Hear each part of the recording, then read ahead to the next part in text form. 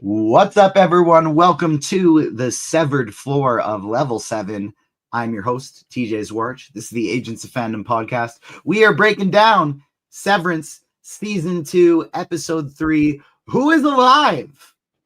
I don't know what it is about that title name, but it just made me laugh. Something about Who is Alive got me when I read that, but I'm excited to talk about this one. Breaking it down with me, as always, I got my co-host and good friend, Rachel Leishman. How you doing today, Rachel? I'm doing great. How are you, TJ? Doing well. Busy day doing all the sports things. I wrapped up writing my Invincible, not actually doing sports, just writing about sports and having to talk about them on a show, not actually doing anything athletic, but a lot of NBA stuff today for me. And then I finished writing my Invincible Season 3 review, which will be out on Monday, February 3rd. Also going to be having an interview with the creators of that one, Robert Kirkman and Simon Rasiopa, on Monday as well. So we got a lot of Invincible stuff coming. And we're also going to have an Invincible show each week, breaking it down. And my co-host for that one, along with Fat Thor, is this man right here, Sean with Metalcore Nerd. Sean, how you doing today?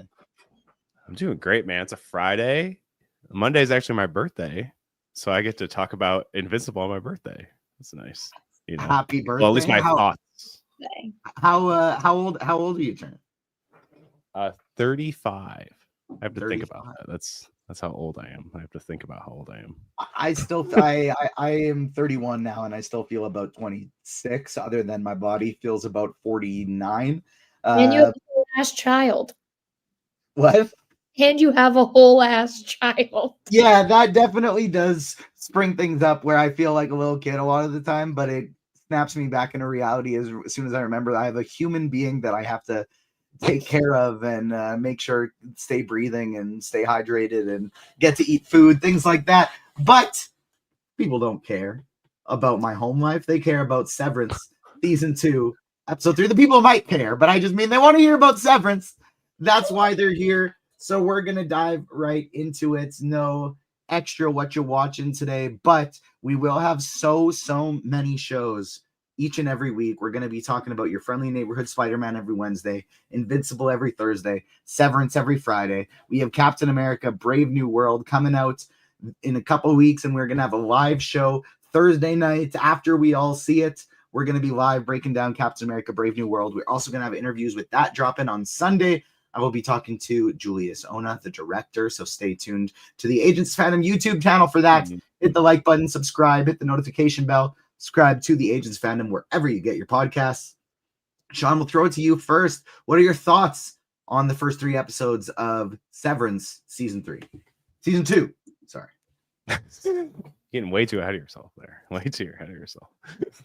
I love the show. It's such an incredible and weird and twisted, just a beautiful show, and I love it so much. I've seen the whole season. I'm just gonna say it now, so I already know what's gonna happen, but I will keep it to myself when we theorize and talk about things. All right, I will not spoil anything, but I don't think anything is gonna beat this as far as TV this year. That's how good I think it is. It's like my Dune in TV of this year. Like, I just don't see anything knocking it out, and I will gladly love to be proven wrong. If there is a show better than this year, then we're in for a very good year of TV. But I just love this show, and I love how we're seeing more of the Audi perspective of characters other than Mark this season, and I think it's super interesting to dive into. And I'm sure we'll get into it, but the Dylan G, the reality of his Audi is so depressing. So depressing. So you're saying I'm a fuck up? Oh, and she doesn't answer. It broke my heart. The scene with his wife meeting his innie and then seeing like that love that used to be there, and then seeing the coldness right after with their actual reality of their marriage. Brutal. So brutal. But yeah, I love the show. I think it's fantastic. And plus the endings, I almost forgot that the ending scene of this episode was what it was. That ending scene is a lot to take in. So loving it. I had no notes, 10 out of 10. I love the show.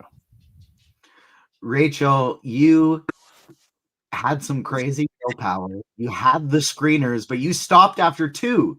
Yeah. And so this episode 3 was the first one in a while that was brand new information for you. What did you think about season 2, episode 3?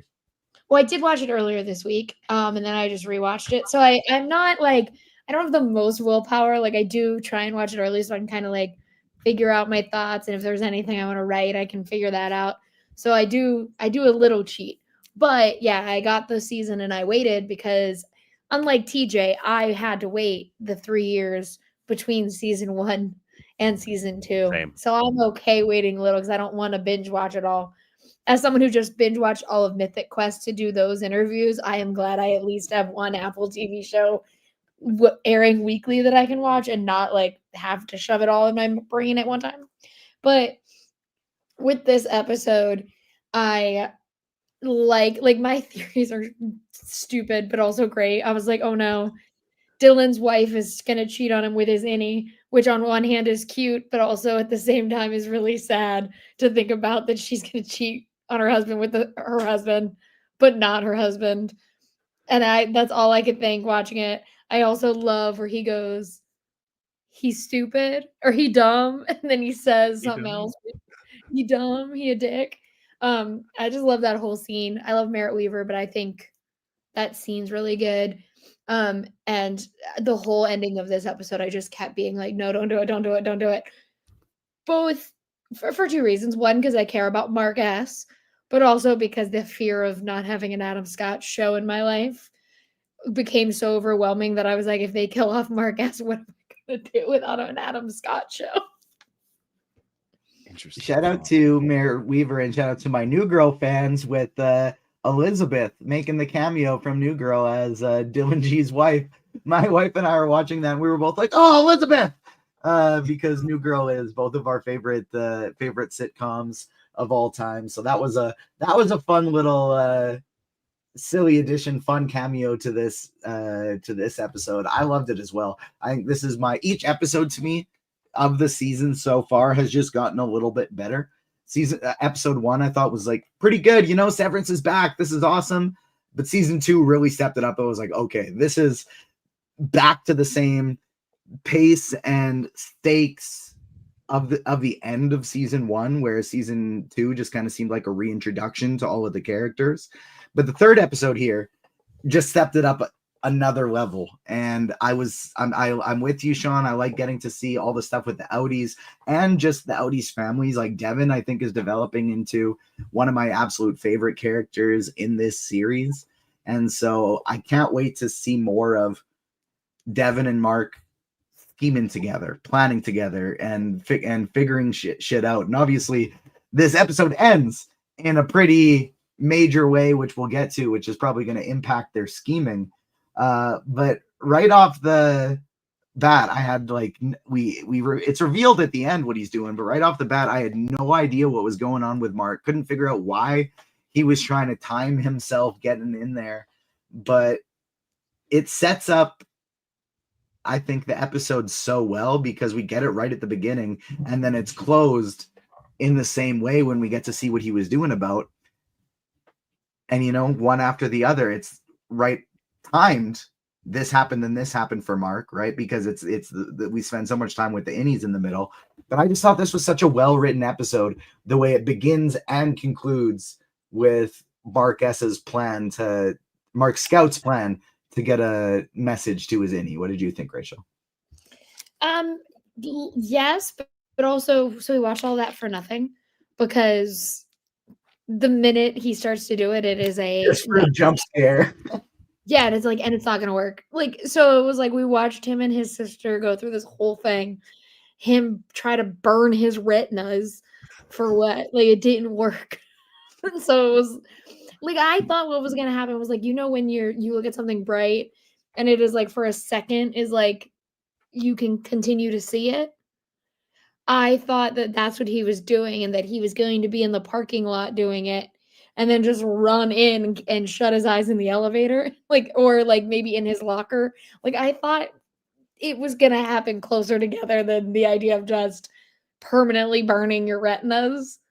So does that mean like every time he closes his eyes, he would see who is alive? Who is alive? Like, it didn't like.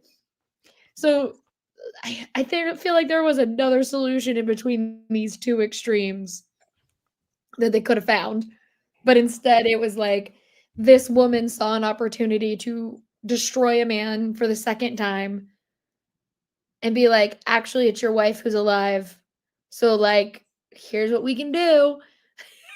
And then took advantage of him being distraught and being like, yeah, just do it. Do whatever you have to do. Sean, what do you think? It's so hard with the relationship Mark has with himself because his Audi is so focused on finding out anything about his wife. You know, that's like been his whole. He took this job to get away from his wife, and then retroactively, it seems like his job has everything to do with his wife. It's so wild and odd. But then even in his life, he's so focused on everything else. Like he is not focused on finding his Audi's wife while he's in there. You know, I mean, I guess this episode kind of does trying to get more answers about Miss Casey, but he's also just like content at being at work. You know, he like loves, like, obviously he fought so hard to get his crew back, his MGR crew. And obviously the thing with Helly R, if it is Helly R now, you know, it's a very complicated situation. It's like almost they're in like a love square, if you will. You know, it's like Mark S has Helly R, Mark Scout has his wife who's presumably dead, but we know isn't dead, or a version of her isn't dead. We don't know. You know, it's a very complicated situation, and it's very interesting to see both aspects of it. It's like, you know, they're not the same, even though it's the same person. It's kind of like the Dylan G stuff. It's so interesting to see the similarities and differences to it. And I love how this season in particular, they kind of talked about it when he like was trying to help Petey and everything, about how emotions can't be cut off from a person. So some of that stuff leaks over into the severed form, or from the severed form into the Audi form. So it's like you're almost seeing that too. It's and I think only the reintegration thing is only going to make it more confusing and more kind of, where am I? What am I? You know, like I feel like it's going to be a very disorienting thing for him to start dealing with for the rest of the season. And it is a very big foil, especially when he knows what happened to Petey. Like I know he wants to find out what's up with his wife and see if she's alive, but he could also die from it. So what does that do if he dies? Nothing. Yeah, you find your wife, you're back together, but then what? Then what? Right. You're together for how long before you're still there, Mark Scout? You got to think these things through. Sean, Sean, grieving. Like, that's what's crazy, that this lady was like, perfect time to ask this man if he wants to do this when he's losing his mind. Yeah. Crazy. It's, you know, timed as I'm rewatching The Punisher right now, and there's so many conversations about if you're doing something for the greater good, but you're crossing these lines, is it really good anymore? And there's a lot of that in this show too, whereas, you know, she's at all costs trying to take down Lumon, trying to take down this conspiracy, but how many lives are you going to ruin along the way? Right. To get it done. And they really are towing that line, having that conversation in this show. And I think it's really interesting. When Sean, you brought up that when the innies get there, this is the episode that Mark S is like, all right, we're finding Miss Casey. We're going out to all the different floors. We're exploring.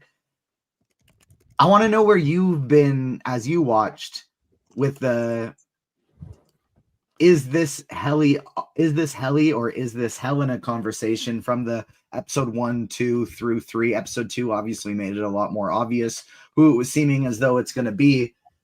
But I kind of convinced myself in the first episode, like, oh, they're making it so obvious that it's Helena sneaking in here. It's actually going to be Helly. And then the second episode, I see her watching the footage and studying how to become Helly. And I'm thinking, okay, no, I was wrong. This is just Helena. What was your thought process from that when you started watching this season? Definitely, as soon as she made that lie about the finale, you're like, okay, something's definitely up. And even the way she interacts with Mark too. Like the last interaction I had was them kissing, and then for the hug to be so kind of awkward is definitely off-putting. But then this episode, it seems very Helly R coded. You know, like if Helena's playing along, she's doing a damn good job of it, because going off to this crazy part of the severed floor that's raising goats and it has a complete department that's a farm is so wild. And she just goes along with it, and she even kind of puts it in motion, being like, if you know this person, just tell us. You know, she's kind of the whole point of why they started revealing things to her. You know, it wasn't really Mark, it was Helly that kind of stood up and got that answer out of them. So it's been a very interesting thing. I'm still wary of her, and it definitely would make sense if it is Helena Eagen trying to, because I mean, this whole season is about control over Mark. Mark's the important one. They need Mark to complete Cold Harbor. He is the missing piece to finish the work that's, you know, great and or important and mysterious. Like, he is the key to it. And Helena even talks about it when they have that, like, that meeting. Like, they're like, he needs to finish it. And it's all been, they're giving him what he wants, but it's all methods of control. You know, it's all being like, yeah, of course we'll get your team back so you can finish the work we want you to finish.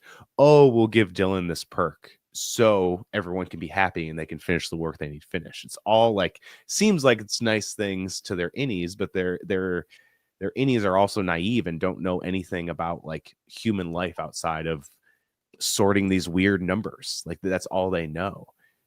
I mean, Dylan G calls the clear purse that his wife has a sack. Like, it's funny, Beautiful but it's an sack. important line because it points out how they don't know shit. Like, they have no idea they don't know what a purse is. Like, that's insane. So it's I don't know. I definitely think it is probably Helena at the end of the day, but she played along very well this episode for sure. And I loved the whole scene with, what was it, Mammalia Nurturable. What a wild name. How did they think of that? I don't know. It's kudos to like the things they think of for this show, because it's truly insane. SH in chat saying it's definitely Helena. Ava, my wonderful, amazing, beautiful partner, says Helena's acting her ass off if it is her and not Helly. That was what threw me off a little bit this episode, is I kind of expected Helena to be delaying and trying to throw off Mark S's journey a little bit, but Rachel, she was like Sean said, she was, they get to the weird goat place, and she was the catalyst for helping them find out what they know. And so what was your thought on that? And two, what the hell is this goat place? Okay, well, first, I'm going to use a playbill because it's what's on the desk. When she held up the page like this, I was like, okay, no, I'm back on team. It's Helly. I think it's like, I wouldn't be surprised if maybe she has the same thing and she fades in and out.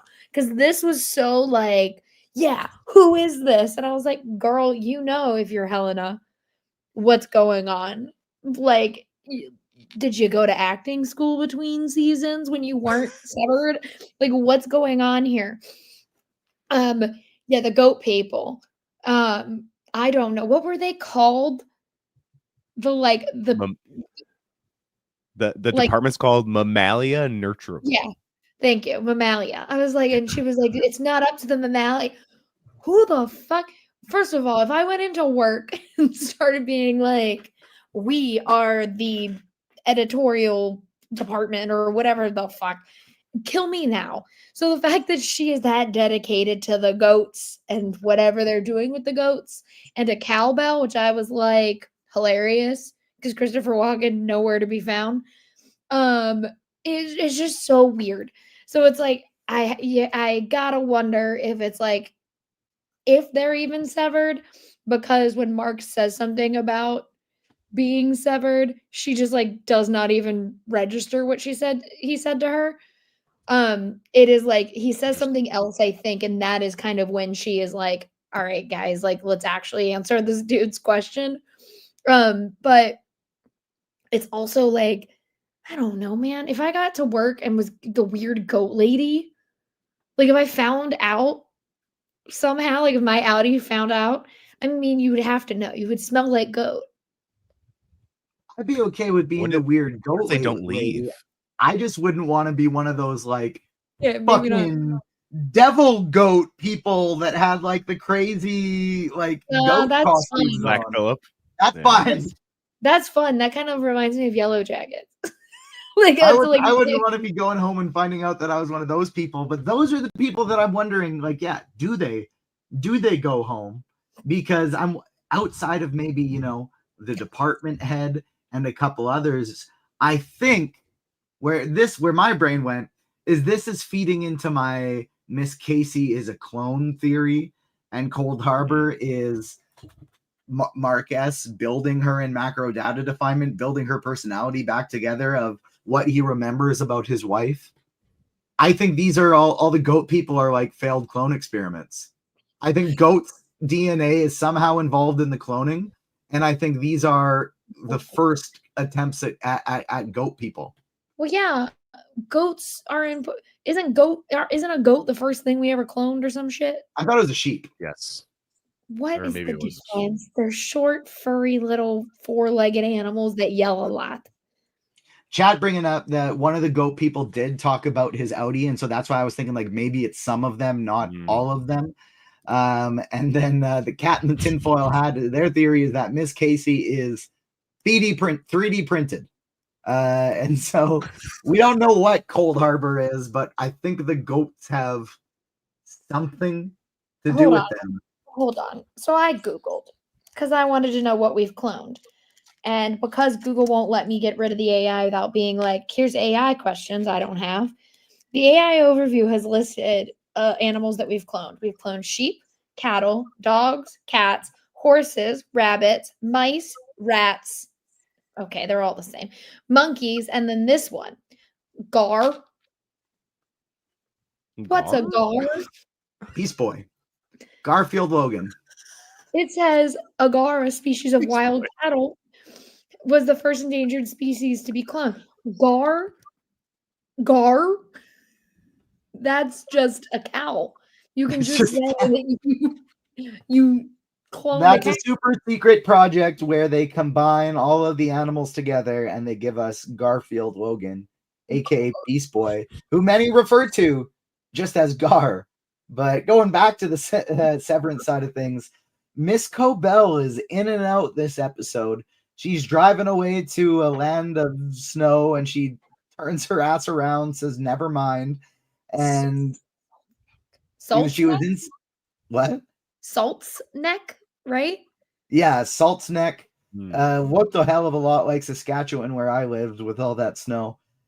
But I gotta make one reference to how cold it is here every single show. She turns her ass around, she comes back, she wants her old jobs back, gives the same damn ultimatum she gave before, but she really wants to finish this Cold Harbor.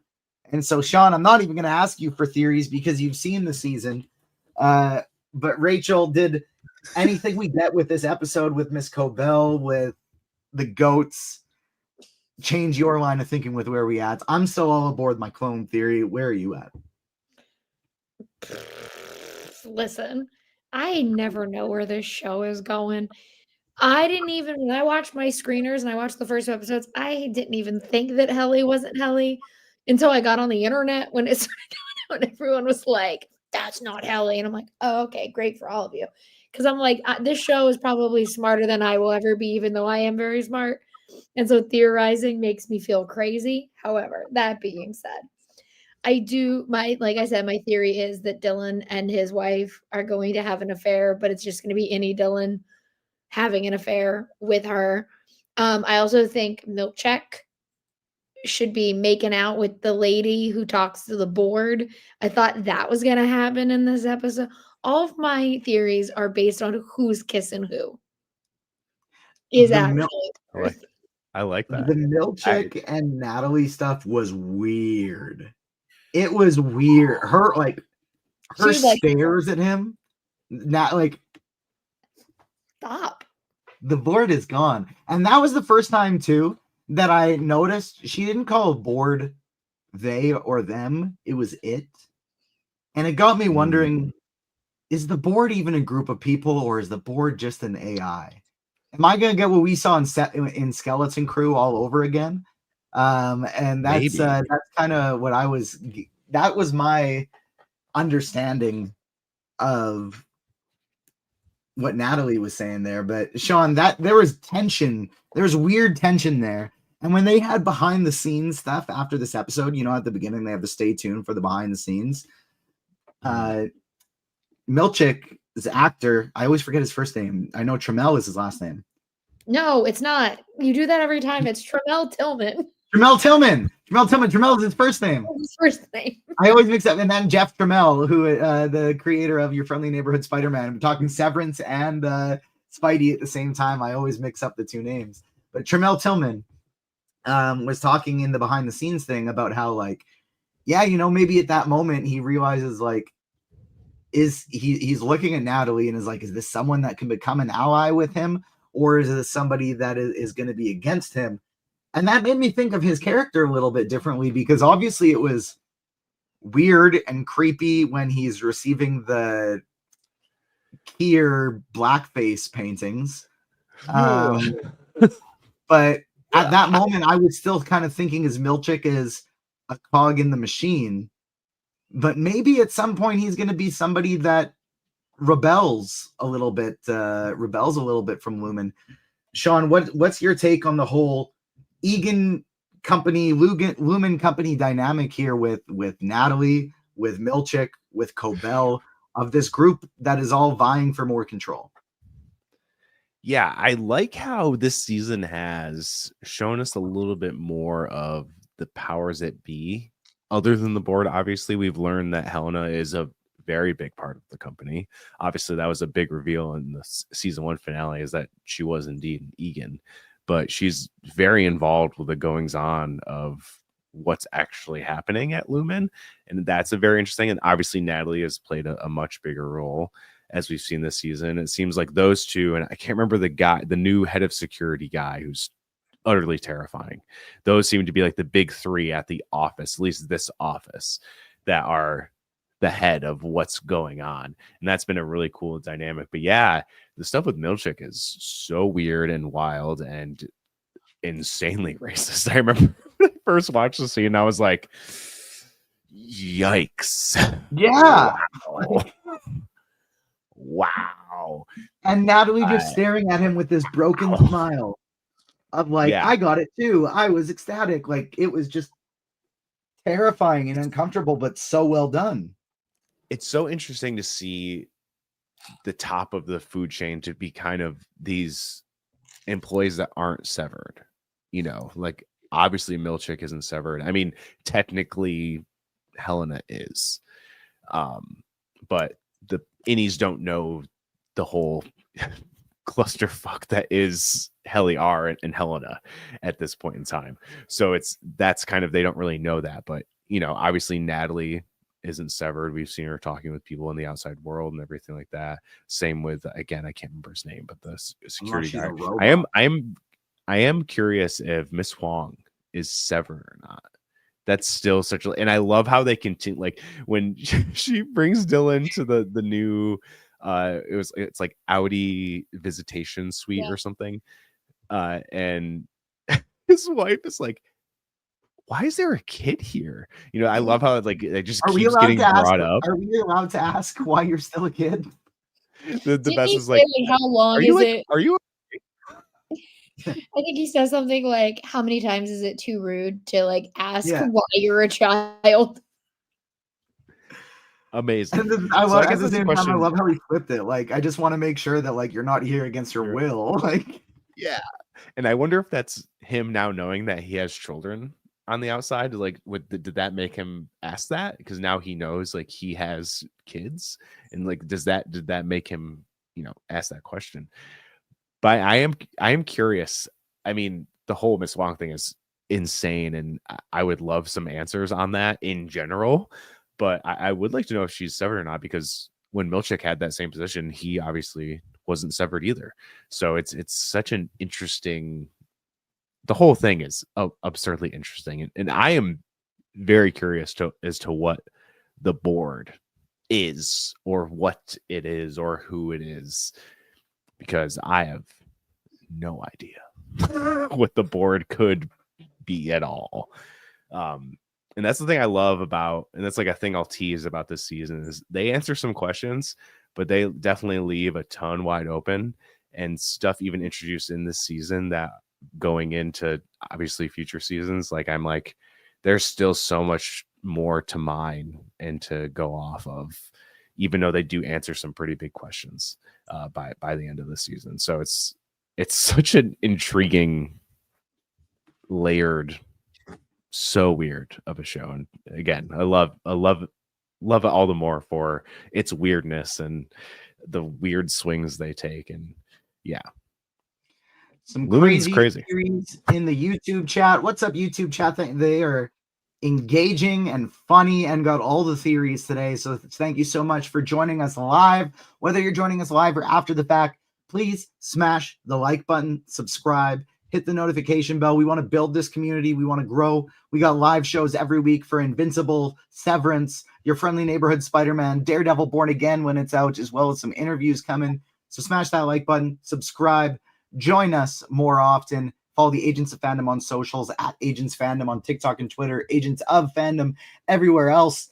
The cat in the tinfoil hat is on the same page as me with the board. She called the board it. So something is up, I think. I think they might be some kind of AI, something like that. And Dr. Apollo's got a wild theory.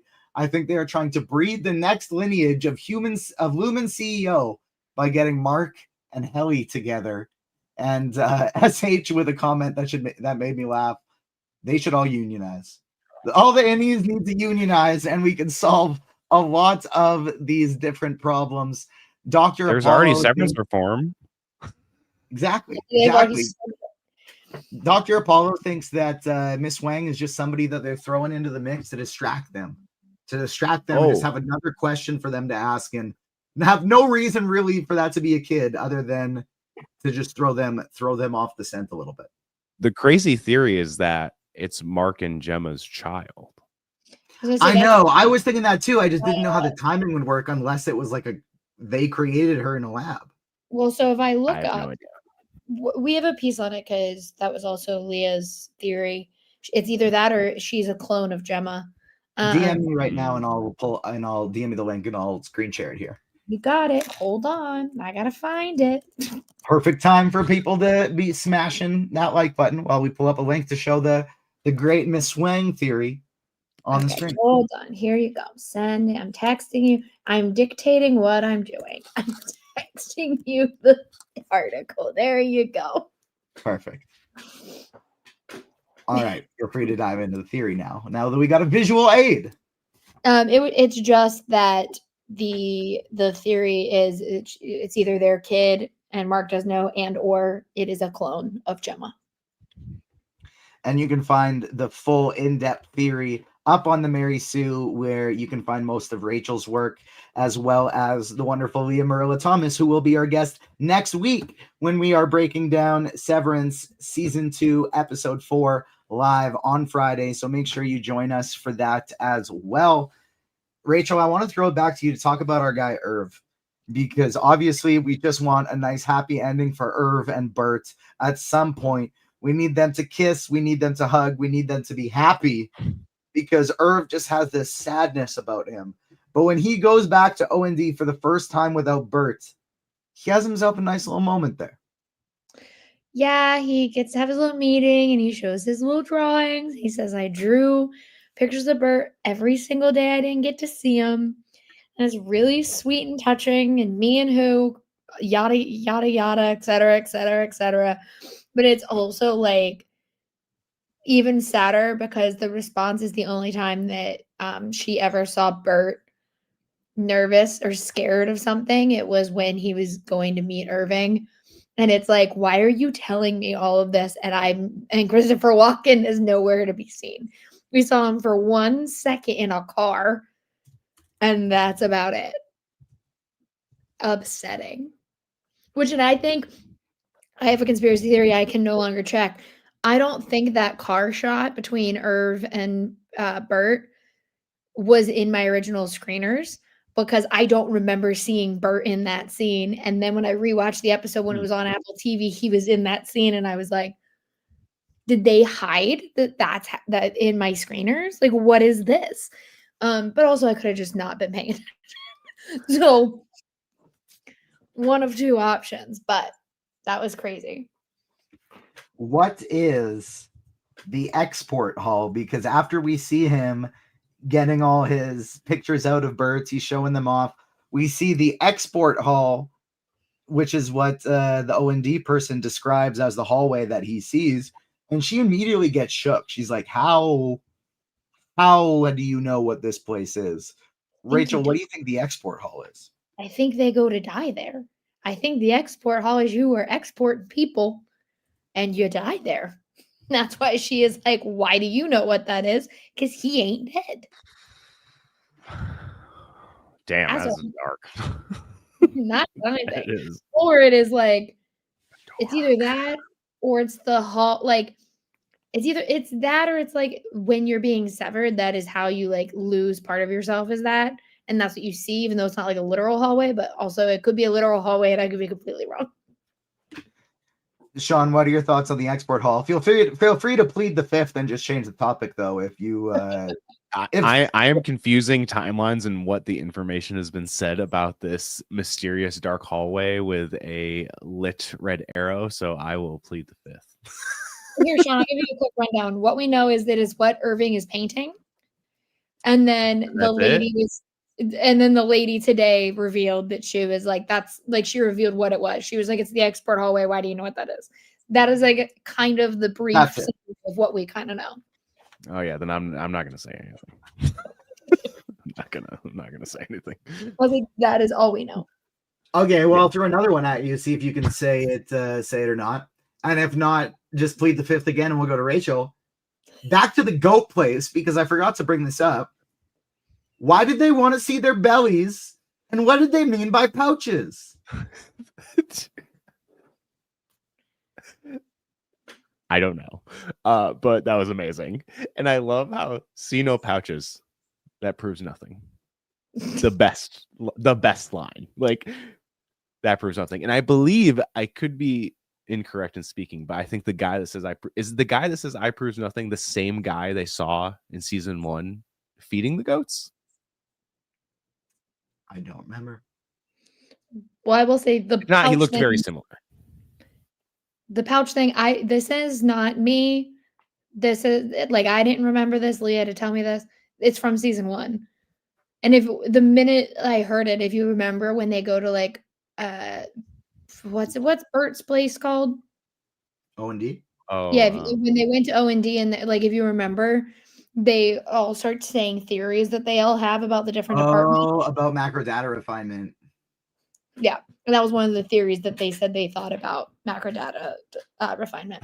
That was just amazing. Because it was like, I think it gets lost and people forget about it, because the main theory was, or the main like rumor that they heard about each other was that everyone else rebelled, and that's why they were all separated. And then MDR was like, no, we heard that about you guys. They're like, no, that was you guys. And so, like, I think it gets lost in the shuffle, but that was like one of the theories that O&D had. SH is speculating in chat, what if MDR is working on producing something to make Severance easier? Season 1 hinted at politician leading the Severance debates. I'm on the idea now that macro data refinement is different for every single person. Everybody is working on a different project at macro data refinement. For Mark S, it's Cold Harbour. It's whatever is going on with Gemma. But I think it's different for every person. And we talked about that a little bit last week with what was the name of that piece of literature that came out with the Lexington letter that came out with season 1 of Severance. And they talk about Peg and Peggy S. and how Peggy S seemed to manage to communicate with her outie. And as soon as she finished her project, she got all the big celebration right after. One of Lumon's biggest competitor had a big truck full of whatever they're, transporting, their goods, their company goods, blow up immediately after the project was done. And so, and then as soon as the person tried to blow the whistle, they died. Who was the editor of the person who killed the story? It was a person by the name of Milchick, Jim Milchick. And now we know this is Seth Milchick working at Lumon now. We don't know the relation. It could be a father. It could be a grandfather. It could be a cousin, a brother. We don't know. But the Milchick seem to be heavily involved in Lumon. And we got the moment where Seth said his name for the second straight episode now. Somebody name drops that his first name is Seth. And Miss Huang was like, hey, no personal details. Don't talk about that here. And she shut it down really quick. The only question I think I really have left about this episode before we kind of go final thoughts is Ricken's book. How they're wanting to adapt Ricken's book as something for the innies because the innies love it so much. Now, is this going to be, just another perk for the innies because they love the book? Or is Ricken going to be writing some Lumon propaganda to make the innies going to be working? Mm-hmm. Yes. Oh, yeah. It's propaganda. But also, could you imagine them dumbasses, the innies, watching a movie for the first time? But I see, that's what I think is funny. They read this book and they all were shook and shocketh, but then they see claymation and they're like, whatever. With the Keanu Reeves voiceover. Yeah. I don't even know the magic they're seeing right now. Yeah, all of them ignored cinema history by having Keanu Reeves as Lumon and a claymation montage, but they read a book and they're like, this is brilliant. Which, sure, that is a commentary on society that books can change minds. But however, insane for you to see claymation and react in that way. I think it was probably because it was claymation about Lumon. For them, it was just more Lumon stuff. They've had all these different Lumon presentations throughout the years of statues talking and various animatronic things talking at them. I think this was a book about something totally different. So that's why and he used big words that don't make any sense. And they were like, whoa. They were like, let me relate to a thing that's I'm looking at my desk because this is what it kind of feels like. It's like Wi-Fi enabled smart camera. And they're like, what? What do you mean? And it's insane. Insanity.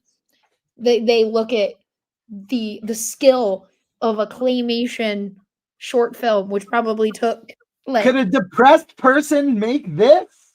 Probably took 8 years to make. The thing is, they made that short film in 3 days. That's maybe 5 days, less than a week. I know he had the VFX, the whole VFX, debacle that happened a few years ago. Man, check on these claymation workers that worked on this Lumon video. They got worked to the bone for days straight, no breaks. Those innies did not leave. Claymation. Somebody's job in MDR is actually just sorting numbers to make claymation videos in a program. That's actually what Mark S is doing. And so then by the end of Harbour is making claymation videos. By the end of Severance, we will get a finished Requiem for a Tuesday. Miss Cobell was like, did you see how good that claymation video was? I need to help Mark S finish Cold Harbor. Yeah, actually, everybody is making some animated movie of some kind. So I'm crazy. Helly made Wild Robot. They're just all making Cold Harbor is actually beyond the Spider-Verse. That's why it's been delayed. They're really just trying to finish that movie. So true. Dylan G. You heard it here first. Yes. Dylan G is Wallace and Gromit. We alluded to it earlier. That dude's getting so many perks. He's cranking out the work for sure. We alluded to it earlier. Rachel, you talked about how Saul, Petey's old partner, manipulates Mark at his absolute lowest, finds out Gemma's alive. She tells him Gemma's alive at Lumon. His hair's like this. He's like, "Where are you?" Like it And literally I'm so looks like sorry. the most emo. He goes now, full Bully Maguire. yeah, it's all like, Audi I form. can't even do it. He's like, "Oh, do it. Go ahead and go here." And she was like, "Okay, buddy." Looking like me in the 8th grade with the hair over my eyes. My sisters had to do everything they could to convince me not to dye my hair black. But she tells him, that was my favorite song, tells him that Gemma's still alive at Lumon. All his ideas to make communication are stupid. He's a dumb, stupid little idiot man. And the only thing that'll work is reintegration, which we just saw led to the death of his best friend on the inside, Petey. Mark is now in the process of being reintegrated. How do you think this is going to go for our boy, Rachel? Not great. Like, not like, I know she's like, I'm better at it. Girl, how many people have you tried this on? What do you mean you're better at it? How do you know? Yeah, she did on one guy, he died.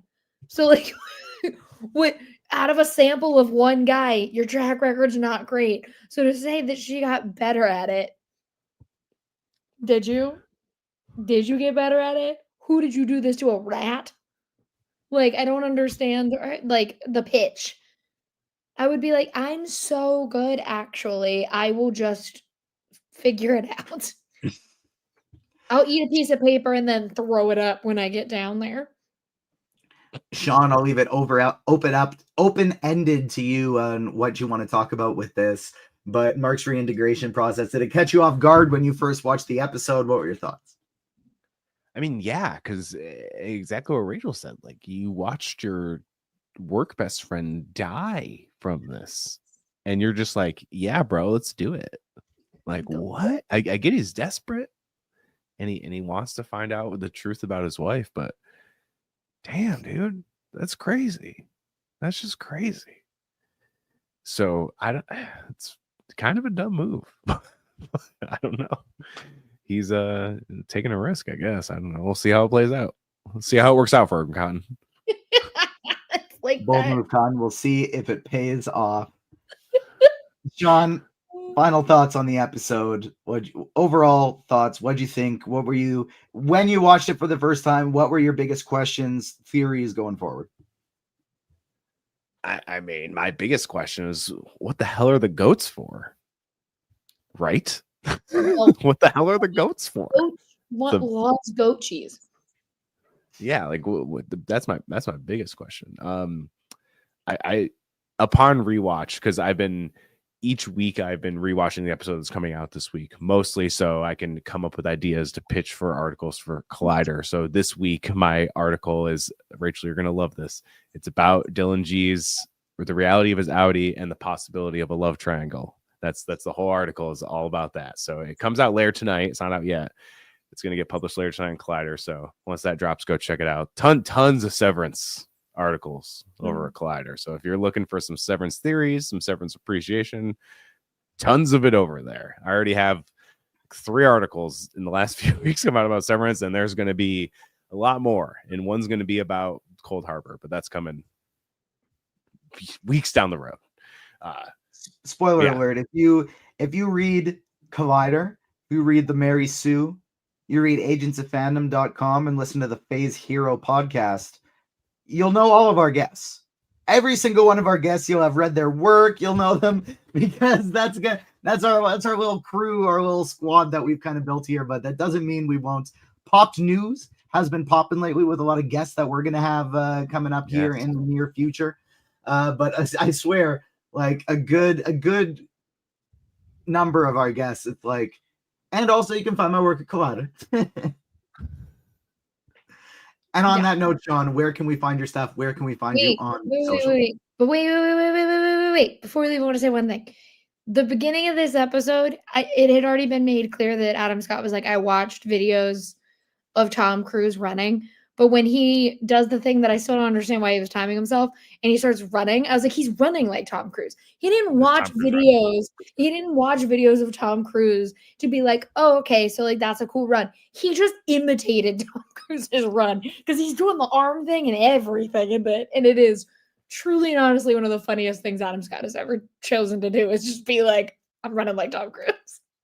Did Adam Scott think Tom Cruise is like a good running style? Like, he was so funny. Yeah. Every time I see him do his sprints, it's the silliest thing. That's what he's been saying in press. Yeah. That he's the best, and that's how he studied. And I didn't think about it until after, you know, like all the press came out. And then as rewatching it, I thought the same exact thing you did. Yeah. I was like, wow, that's the Tom Cruise run right there. Yeah. 100%.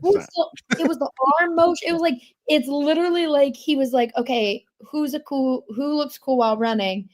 I'm just going to do that. And I thought it was like, oh, he's going to like adapt that into his own run. No, he just like, straight up imitated Tom Cruise. Yeah. I was like, all right. 1,000%. It works, but it's funny because it's like, yeah, Mark probably would watch Mission Impossible and be like, I'm going to run like that. Yeah. Sean, where can they find you on socials? Where can they find your content? Yes, you can find me on all social media at Metalcore Nerds. My personal stuff's at SeanXMA if you want to follow my personal stuff. But Metalcore Nerds is all the pop culture stuff, the podcast, and I post a lot of my Collider articles as they go up. And if you're just looking for some stuff I wrote about a variety of TV things at Collider. So you can just search Sean Mott on Collider and you'll see my page with all the articles I've had the great opportunity to write. So much more Severance articles coming. All right, I'm just going to keep them coming because I have so many pitches because there's so many things to talk about. Including some theories and some speculation on this show Paradise on Disney Plus, which I'm 2 episodes through. I'm excited to read the 3rd episode so that I can watch the 3rd episode so I can read your 3rd article as well. And I know our guy Ryan Cortero has been doing some stuff over at Collider for Paradise as well. So I can't wait to catch up and then read all the great articles my friends have been putting up in that show, because that is another very Severance type vibes with that show where it's like, oh, is this just like a business drama? Is this a political drama? No, we're taking it to another level. And I definitely check out Paradise if you haven't yet. You don't want to get the first episode spoiled for you. Lots of twists and turns. So make sure you give yourself a chance to check it out and check out the other great TV shows that are dropping right now. Invincible, Your Friendly Neighborhood Spider-Man. We're a month away from Daredevil Born Again. We got Captain America Brave New World coming out in theaters in 2 weeks. We're going to have live shows for all of them every Wednesday, Thursday, Friday, in addition to our Comic Corner, where we talk about comic books that drop each and every week. So make sure you follow, subscribe, hit the notification bell, hit that like button, subscribe to the Agents of Fandom wherever you get your podcasts. Rachel, where can people find you on social, and where can they find your content?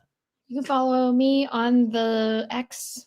I know I don't like calling it that, and I don't normally. So you can follow me on Twitter at Rachel Leishman. Everywhere else is Rachel_Leishman. You can read my work at the Mary Sue and at Collider. And you can listen to my podcasts, Padro Pascal, which I host with Katrina Dennis. You can listen to the Powell Pod, all about Glenn Powell, which I co-host with Maggie Lovett and Raven Brunner.